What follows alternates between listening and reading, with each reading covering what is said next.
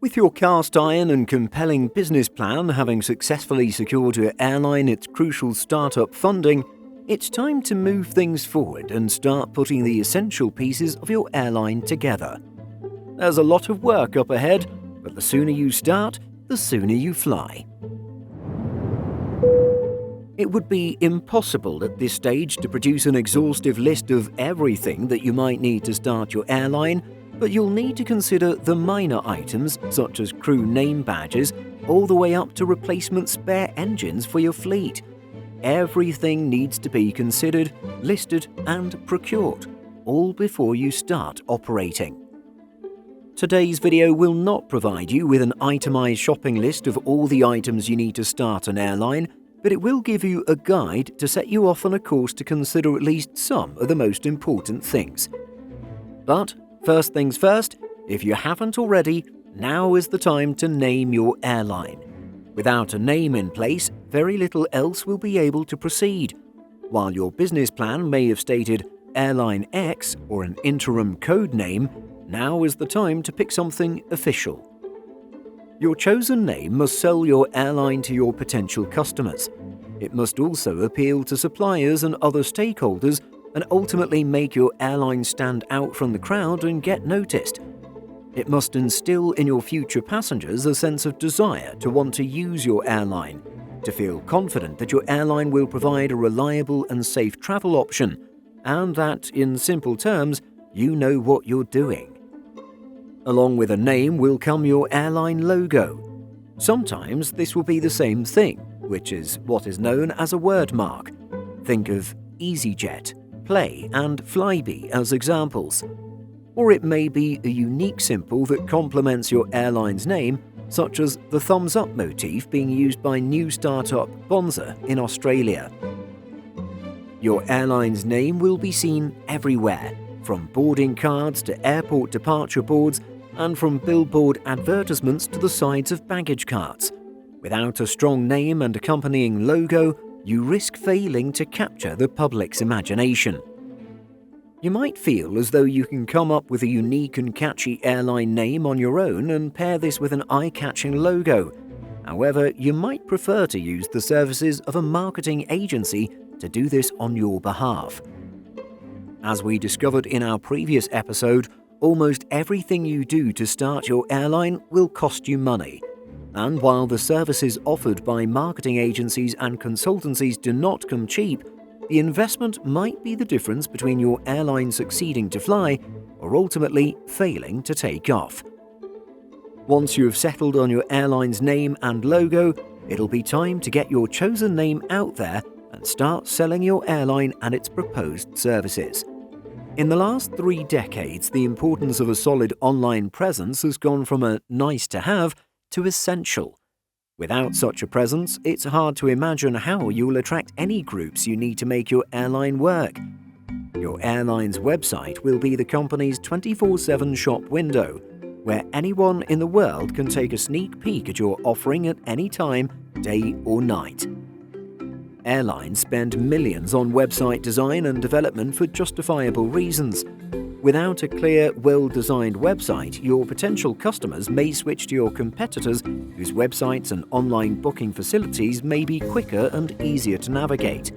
The loss of a single customer through this switch is one less filled seat on your plane and fewer passengers' travel dollars in your pocket.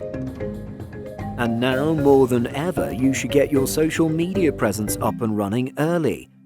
Even if you have little news as you develop your airline, it's important to give hints and build anticipation.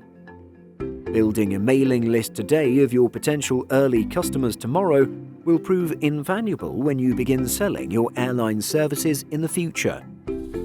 Once you're up and running with your online presence, work hard to get as many views as possible on your various channels.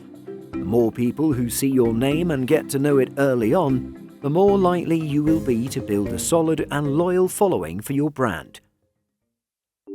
Getting your airline to launch day will take strong leadership from the outset.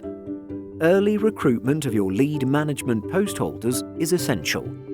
And however keen you may be to take on much of the work yourself, it's most certainly not advisable to do so. Starting and running an airline is a highly technical operation, and it'll require expertise and experience from the very beginning. While some key posts are crucial for any business, specific positions within an airline are required for regulatory and oversight reasons. Filling these roles with individuals with specialist know-how will not only satisfy the authorities under whose jurisdiction your airline will operate, but it'll also improve your airline's chances of operating its first revenue flight. In any airline operation, you should consider recruiting to fill the following roles as early as possible in the process.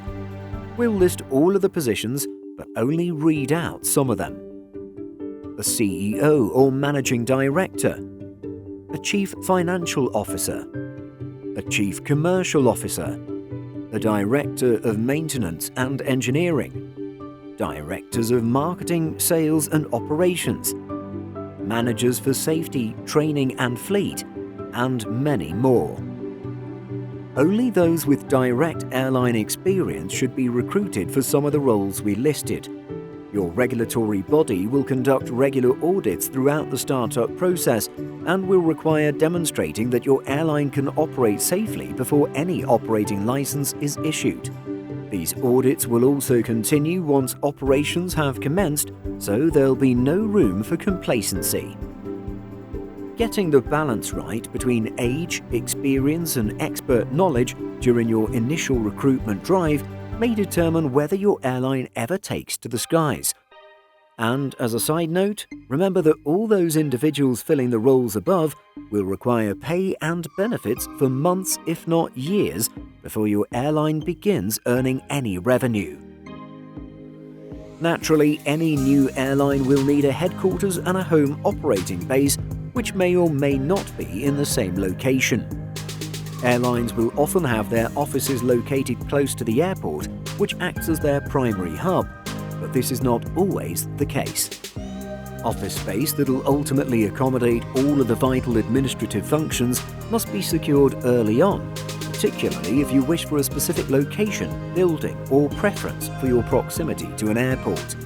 Of course, your initial planning as part of formulating your business plan should have identified your chosen location from where your airline will operate.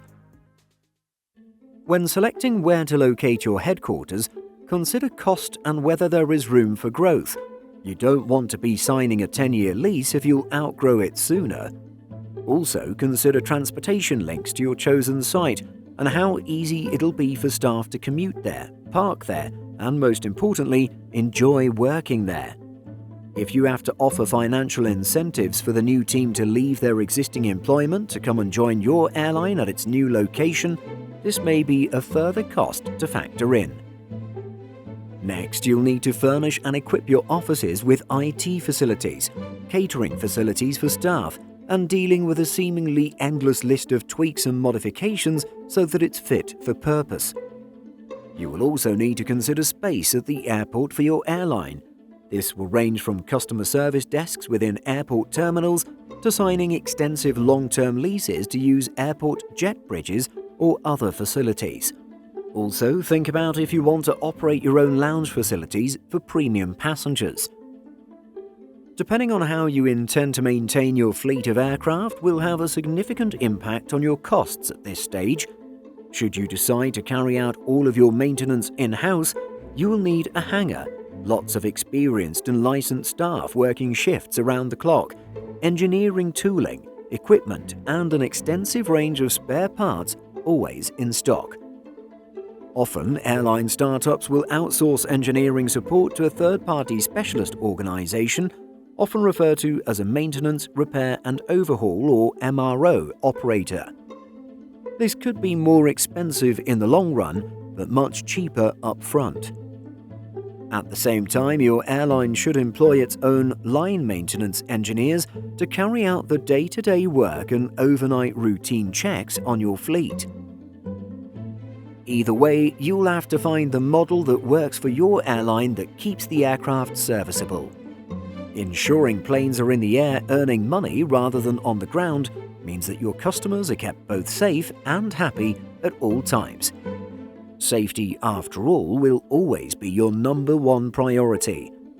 As the well-used aviation saying warns, if you think safety is expensive, try having an accident.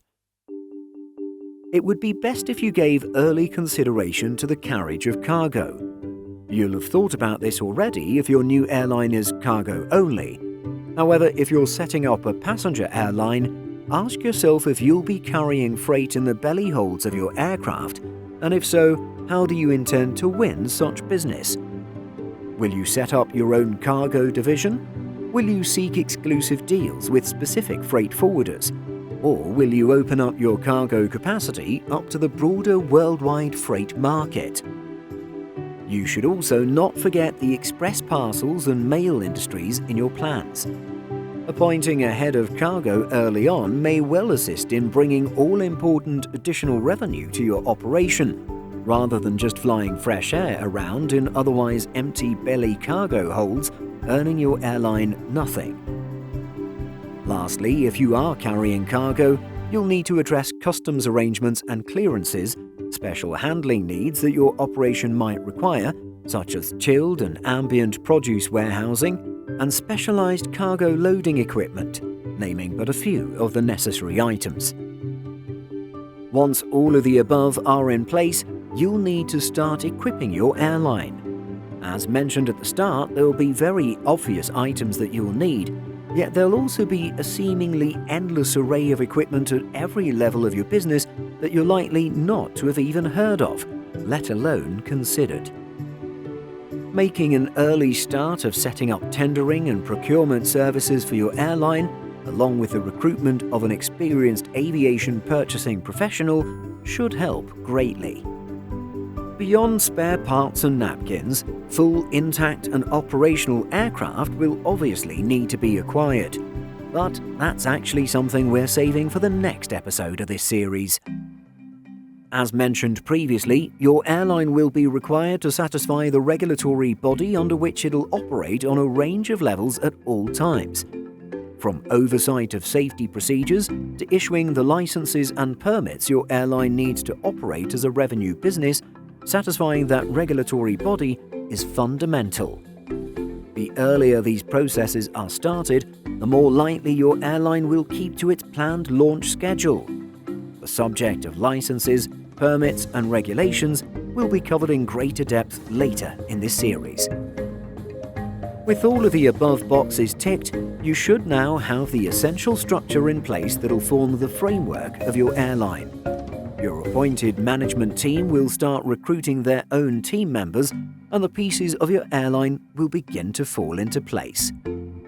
We do hope you'll join us again for part 5 of this video series, Aircraft Selection and Sourcing.